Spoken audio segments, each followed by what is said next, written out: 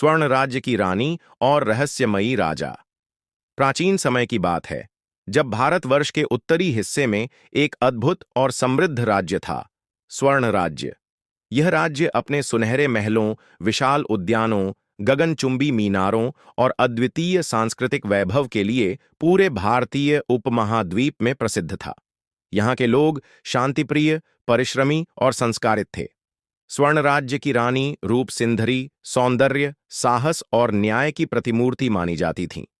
किंतु इस राज्य की सबसे बड़ी त्रासदी यह थी कि उसके राजा धीर वर्मा पिछले 5 वर्षों से लापता थे। धीर वर्मा का अचानक लोप हो जाना न तो युद्ध में हुआ, न किसी दुर्घटना में। एक दिन वह राज्य की सीमाओं पर शिकार के लिए गए और फिर कभी लौटकर नहीं आए। उनके सैनिकों ने हर जगह खोज की, जंगलों, पर्वतों और नदियों तक, पर उनका कोई सुराग नहीं मिला। बहुत से लोग मान चुके थे कि राजा मर चुके हैं, पर रूप सिंधरी का मन कभी यह मानने को तैयार नहीं हुआ। रानी हर पूर्णिमा की रात महल की सबसे ऊंची मीनार पर चढ़ती और आकाश की ओर देखती हुई एक रहस्यमयी गीत गाती। ओह धीर, मेरे चंद्र समान, तेरे बिना सूना है मेरा जहान। चांदनी में जो छिपा उजास, कब लौटेगा तेरा मधुर प्रकाश। यह गीत किसी प्राचीन भाषा में था, जिसे आज केवल राजवंश की स्त्रियां ही समझती थीं। कहा जाता था कि यह गीत आत्माओं तक पहुंचता है। रानी की आंखों में नमी होती, पर चेहरे पर दृढ़ता का तेज। उसने राजकाज को अकेले संभाला, हर दिन न्याय सभा लगाती, किसानों की समस्याएं सुनती, युवाओं को शिक्षा की दिशा में प्रेरित करती। उसके साहस ने पूरे राज्य को एकजुट रखा था। स्वर्ण महल की दीवारें अब चुप थीं। जहां पहले राजा और रानी की हंसी गूंजती थी, अब वहां केवल समय की सरसराहट सुनाई देती। रूपसिंधरी के पास एक छोटा कमरा था, जिसे वह कभी किसी को दिखाती नहीं थी।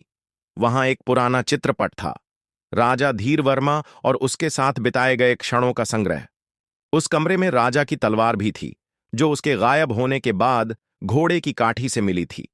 रानी अक्सर उस तलवार को उठाकर घंटों बैठती, जैसे कोई संवाद कर रही हो। एक दिन महल के द्वार पर एक साधु आया। उसने कहा, राजमाता, आकाश की भाषा समझने वाले लौटेंगे, और जिनकी आत्मा अधूरी है वही पूर्णता लाएगा। रानी ने उसकी आंखों में देखा, पर कोई सवाल नहीं पूछा। इन्हीं दिनों रानी को एक विचित्र सपना आया। उसने देखा कि एक वीर योद्धा काले धुएं से घिरा हुआ है, पर उसकी आंखों में वही चमक है जो राजा की थी। वह उसे पुकार रहा था, रूपा, मेरी रानी, मुझे खोजो, मैं पास हूं, बहुत पास। रानी चौंक कर उठी। यह सपना सामान्य नहीं था। उसने उसी क्षण निर्णय लिया, कुछ बड़ा होने वाला है। एक दिन स्वर्ण राज्य की सीमा पर एक अजनबी आया। उसकी पीठ पर विशाल ढाल और हाथ में तेज तलवार थी। वह एक वीर योद्धा था, लेकिन उसके कपड़े बहुत साधारण थे और चेहरा भी धूल से सना हुआ था। यह व्यक्ति कहीं से भी राजा जैसा नहीं लगता था, पर उसकी आंखों में एक अद्वितीय साहस और आत्मविश्वास था। स्वर्ण महल के द्वार पर खड़े होकर उसने प्रहरियों से कहा, मैं वीरध्वज हूं, मुझे रानी से मिलने की अनुमति दो। प्रहरियों ने उसे महल में प्रवेश करने दिया, पर उनका मन संदिग्ध था। इस अजनबी का आगमन महल के लिए कोई सामान्य बात नहीं थी। वीरध्वज अंदर आया और रानी रूप सिंधरी के सामने खड़ा हो गया। रानी ने उसकी आंखों में देखा और तुरंत महसूस किया कि कुछ बड़ा होने वाला है। तुम कौन हो और यहां क्या चाहते हो? रानी ने उसकी ओर सख्त नजरों से देखा। रानी, मेरा नाम वीरध्वज है। मैं एक दूर दराज के राज्य से आया हूं। उसने सिर झुकाकर कहा, मुझे पता चला है कि स्वर्ण राज्य के राजा धीर वर्मा गायब हो गए हैं। मैं उन्हें ढूंढने में मदद करने के लिए यहां आया हूं। रानी थोड़ी चौंकी। तुम उसे कैसे जानते हो? उसने पूछा। क्या तुम्हारे पास कोई सूचना है? रानी, मैं एक साधारण व्यक्ति नहीं हूं। मैं एक पुरानी गाथा का भाग हूं, जिसमें स्वर्ण राज्य और उसके राजकुमार की यात्रा का जिक्र है। धीर वर्मा के गायब होने से पहले मैंने कुछ रहस्यमयी संकेत देखे थे, जो मुझे यह बताने के लिए पर्याप्त हैं कि वह जीवित हैं। रानी के मन में सवाल उठे, लेकिन उसने वीरध्वज की बातों में सच्चाई देखी। अगर तुम सचमुच उसकी मदद कर सकते हो, तो मैं तुम्हारे साथ जाऊंगी। वीरध्वज ने अपनी तलवार निकाली और उसकी नोक से जमीन पर एक चिन्ह उकेरा। रानी, यदि आप मुझसे साथ चलने के लिए तैयार हैं, तो हमें एक खतरनाक यात्रा पर निकलना होगा। वह जगह बहुत दूर है और रास्ते में हमें कई कठिनाइयों का सामना करना पड़ेगा। रानी ने दृढ़ता से सिर हिलाया। मैं तैयार हूं, वीरध्वज। वीरध्वज और रानी रूप सिंधरी ने स्वर्ण राज्य की सीमाओं को पार किया और एक अज्ञात यात्रा पर निकल पड़े। दोनों साथ थे, लेकिन रानी के मन में कई सवाल थे। वीरध्वज के बारे में जो कुछ भी उसने सुना था, वह सब एक रहस्य था। वह व्यक्ति कौन था? उसे धीरवर्मा के बारे में इतनी जानकारी कैसे थी? और क्या वह वास्तव में रानी को राजा तक पहुंचने में मदद कर सकता था? यात्रा के दौरान रानी को कुछ ऐसे स्थान मिले जो उसे अजीब से लगे। उसने देखा कि हर जगह कुछ संकेत थे, जैसे वह पहले भी यहां आ चुकी हो। रास्ते में एक पुराने वृक्ष के नीचे रानी ने देखा कि वहां एक पुराना चित्रपट रखा था, वही चित्रपट जो वह महल में देखा करती थी। उसने यह चित्रपट उठाया और देखा। उस पर धीरवर्मा और रानी के पुराने पल थे, जिनकी यादें अब उसे बुरी तरह से सताने लगी थीं। यह क्या है? रानी ने वीरध्वज से पूछा। यह एक पुराने युद्ध की गाथा है, वीरध्वज ने कहा। यह वही चित्रपट है जो रानी के असली इतिहास से जुड़ा हुआ है। तुम्हारे मन में जो सवाल हैं, उनका उत्तर यहीं मिलेगा। वीरध्वज और रानी रूप सिंधरी आगे बढ़ते गए, रास्ते में कई कठिनाइयों का सामना करते हुए। जंगलों, पहाड़ों और घने बादलों को पार करते हुए वे एक गहरे और रहस्यमयी मंदिर के पास पहुंचे। यह मंदिर किसी प्राचीन देवता का नहीं था, बल्कि एक ऐसे जादूगर का था जिसे काली ब्रह्म के नाम से जाना जाता था। काली ब्रह्म एक डरावना और शक्तिशाली जादूगर था, जिसने अपने समय में कई राज्यों को नष्ट किया था। वह ज्ञानी था, पर उसका ज्ञान हमेशा काले जादू और तंत्र विद्या से जुड़ा था। किंतु यह भी कहा जाता था कि काली ब्रह्म की शक्ति किसी और के द्वारा नष्ट नहीं की जा सकती थी, क्योंकि वह समय और स्पेस के सिद्धांतों को भी चुनौती दे सकता था। यह जगह खतरनाक है, वीरध्वज ने रानी से कहा। काली ब्रह्म का प्रभाव यहां महसूस किया जा सकता है। अगर हमें राजा धीरवर्मा को ढूंढना है, तो हमें इस मंदिर में प्रवेश करना होगा। रानी की आंखों में एक नई शक्ति झलकने लगी। तो फिर हमें इस मंदिर के भीतर जाना होगा। दोनों ने एक गहरी सांस ली और मंदिर के भीतर प्रवेश किया। अंधेरे में केवल एक छोटी सी आग जल रही थी। वहां एक प्राचीन किताब पड़ी हुई थी, जिसे किसी ने शायद बहुत समय पहले छोड़ा था। वीरध्वज ने किताब को खोला और उसके पन्नों को उलटते हुए कहा, यह किताब काली ब्रह्म के ज्ञान का खजाना है। इसके भीतर कुछ ऐसी जानकारियां हो सकती हैं जो राजा की खोज में हमारी मदद करेंगी। रानी ने ध्यान से पढ़ना शुरू किया। कुछ ही देर में वह एक पन्ने पर रुकी और कहा, यहां लिखा है कि काली ब्रह्म ने एक बार धीरवर्मा को बंदी बना लिया था, लेकिन वह उसे पूरी तरह से नष्ट नहीं कर पाया।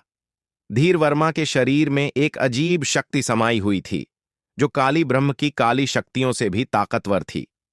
तो इसका मतलब यह है कि धीरवर्मा जीवित है? रानी ने सवाल किया।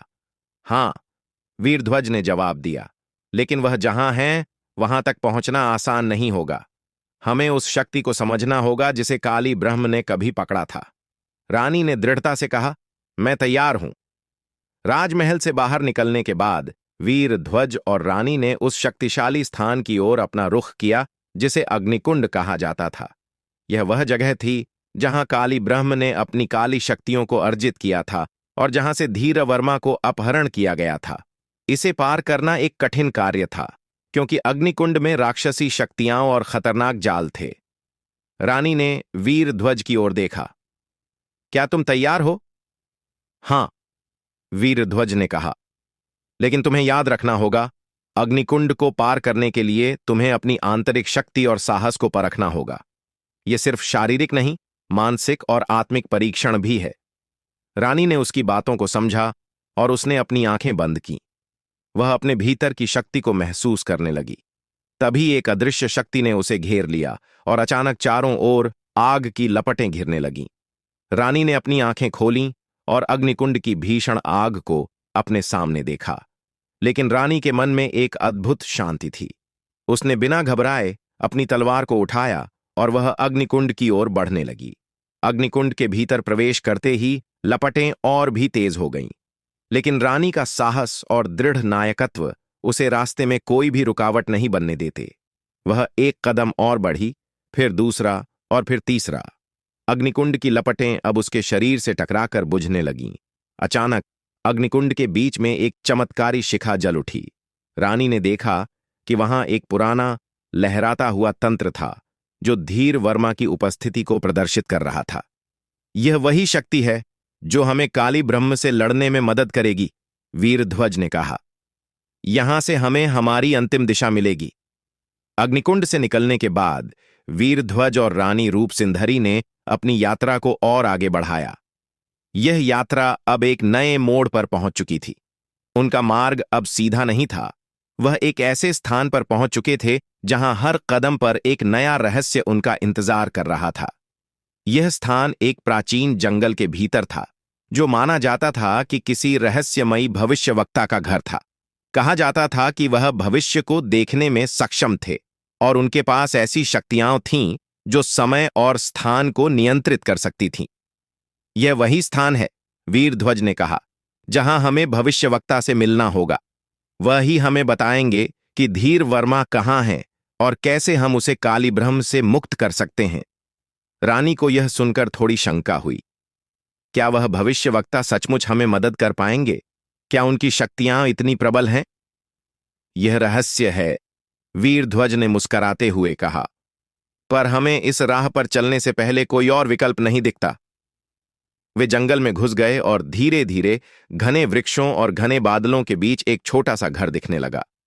यह घर साधारण सा था, लेकिन उसकी दीवारों पर अजीब चित्र थे जो जैसे समय के साथ बदलते जाते थे। रानी ने गौर से देखा और एक अजीब से डर की भावना उसके मन में जागी। वीरध्वज ने दरवाजा खटखटाया। कुछ पल बाद दरवाजा खुला और एक बूढ़ी महिला बाहर निकली। उसकी आंखों में गहरी समझ और पुरानी यादें थीं। वह व्यक्ति कोई सामान्य नहीं, बल्कि वही रहस्यमयी भविष्यवक्ता थी। उसकी आंखें चमक रही थीं, जैसे वह भविष्य को देख सकती हो। तुम दोनों यहां क्या चाहते हो? वह महिला बोली। उसकी आवाज में एक गूंज थी, जैसे वह समय के पार से बोल रही हो। हम राजा धीर वर्मा को ढूंढने आए हैं, रानी ने कहा। हमें मदद चाहिए।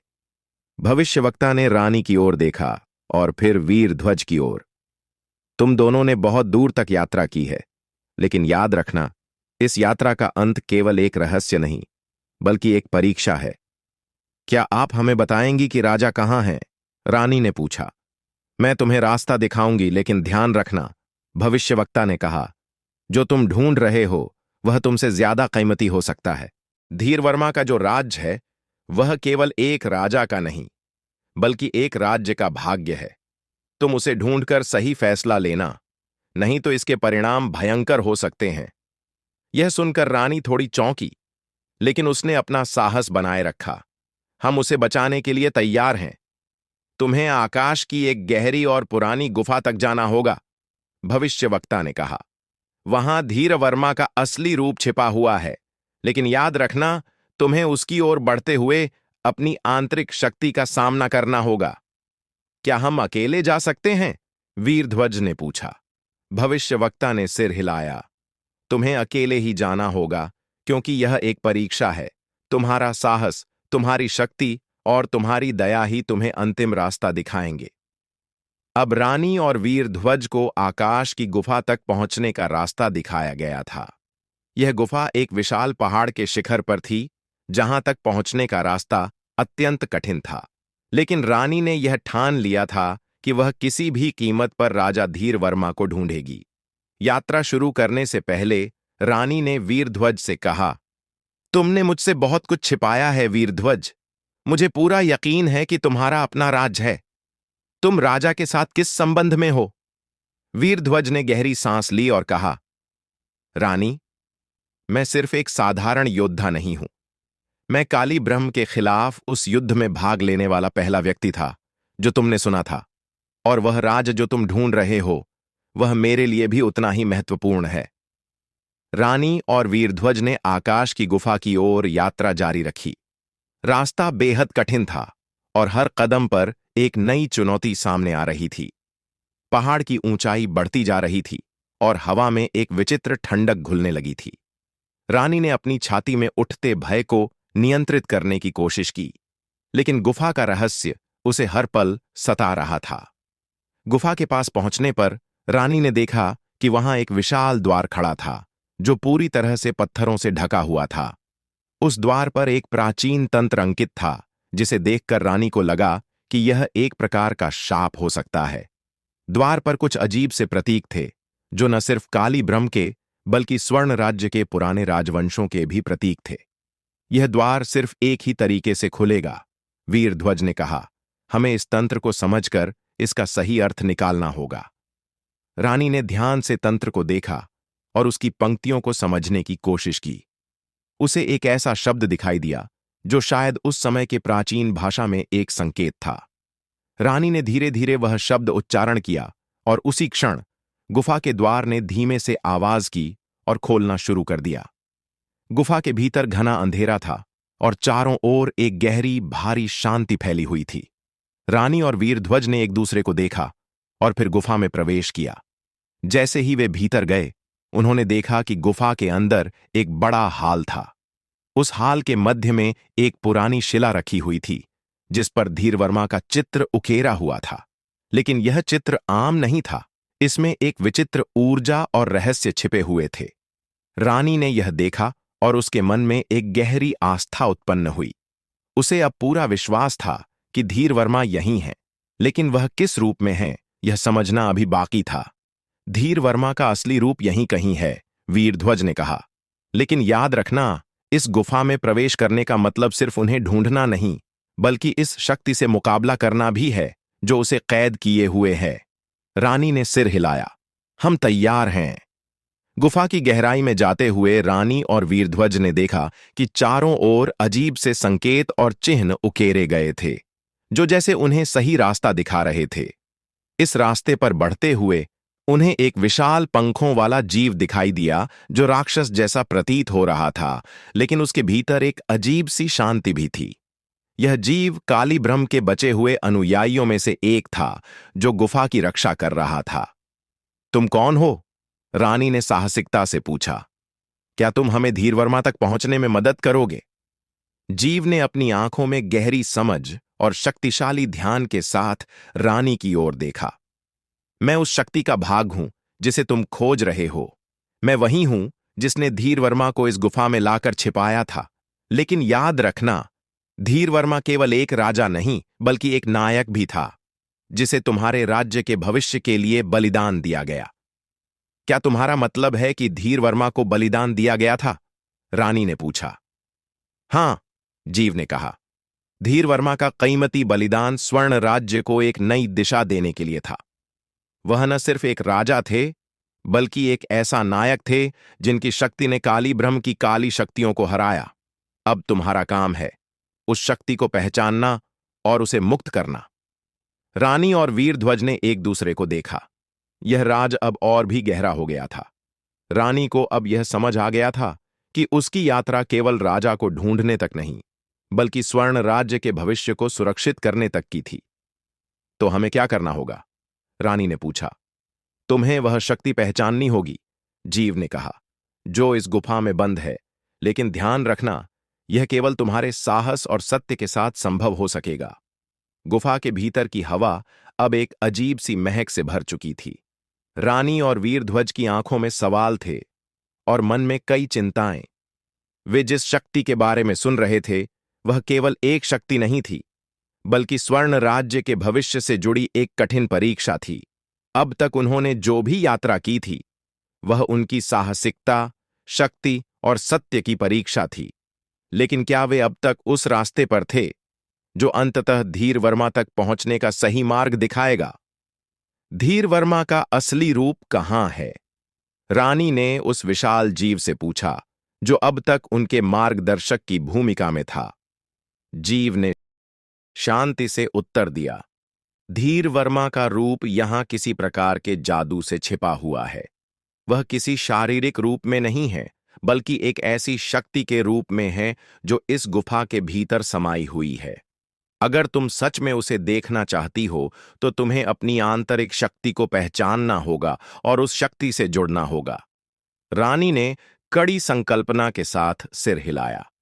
उसे अब समझ में आ चुका था कि यह यात्रा केवल धीर वर्मा को ढूंढने की नहीं थी, बल्कि उसे मुक्त करने की थी, और इसके लिए उसे अपनी आंतरिक शक्ति का सामना करना होगा। यही वह अंतिम परीक्षा थी, जिसके बाद स्वर्ण राज्य का भविष्य तय होगा। मैं तैयार हूं, रानी ने दृढ़ता से कहा, और वीरध्वज ने भी समर्थन में सिर हिलाया। दोनों ने एक दूसरे को देखा और फिर गुफा के भीतर कदम बढ़ाए। गुफा का मध्य अब एक विशाल और गहरे तालाब के रूप में बदल चुका था। तालाब के बीच में एक दीपक जल रहा था, और उस दीपक की रोशनी ने एक अजीब सी आभा फैला दी थी।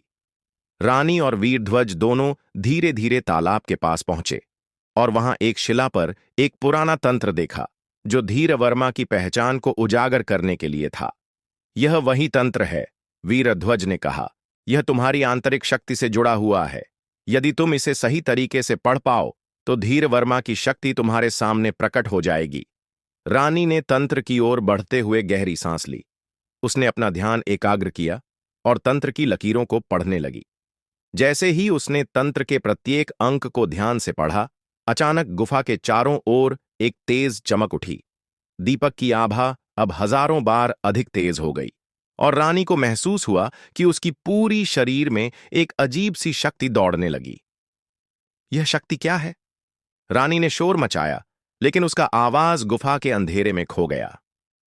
यह वही शक्ति है जो तुम ढूंढ रही हो, जीव ने उत्तर दिया। यह शक्ति धीरवर्मा के बलिदान से आई है। अब तुम्हें वह पहचानना होगा और उसे मुक्त करना होगा। तभी तालाब के बीच से एक विशाल रूप प्रकट हुआ।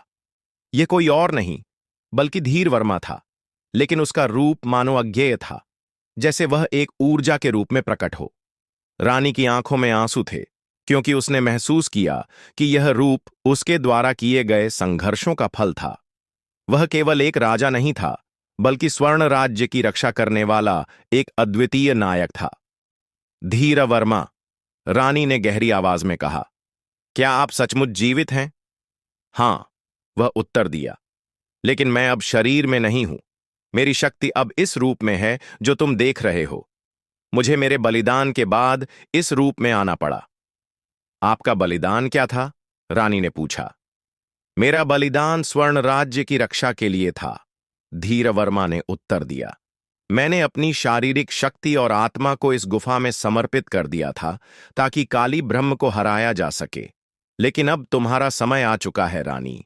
तुम्हें मेरे इस रूप को मुक्त करना होगा, ताकि स्वर्ण राज्य को फिर से अपना राजकुमार मिल सके। रानी ने गहरी सांस ली और उस ऊर्जा से जुड़ने की कोशिश की। वह जानती थी कि यह अंतिम परीक्षा है। उसके भीतर की शक्ति ने उसे बताया कि अब उसे धीरवर्मा की शक्ति को समर्पण के साथ स्वीकार करना होगा। मैं तैयार हूं, रानी ने कहा, और उसने अपनी आंखें बंद कर लीं। वह धीरवर्मा की शक्ति को अपने भीतर महसूस करने लगी। एक अद्वितीय ऊर्जा ने उसे घेर लिया, और वह शक्ति धीरे धीरे गुफा के भीतर फैलने लगी। धीरवर्मा की शक्ति को मुक्त करने के बाद गुफा का वातावरण बदल गया। चारों ओर एक अद्वितीय शांति फैल गई, और रानी को महसूस हुआ कि अब वह तैयार थी स्वर्ण राज्य लौटने के लिए। रानी, धीरवर्मा ने कहा, तुमने मेरे बलिदान का सही अर्थ समझा। अब स्वर्ण राज्य तुम्हारा है, और तुम उसे नई दिशा दे सकती हो। रानी ने गहरी श्रद्धा से सिर झुका दिया, और वीरध्वज ने उसकी ओर देखा। उसकी आंखों में गर्व और विश्वास था। स्वर्ण राज्य की ओर लौटते हुए रानी ने अपने राज्य के भविष्य के बारे में सोचते हुए फैसला किया कि वह धीरवर्मा के बलिदान को कभी नहीं भूलेगी, और उसे जीवित रखने के लिए अपना जीवन समर्पित करेगी। यह थी रानी रूप सिंधरी और वीरध्वज की साहसिक कहानी।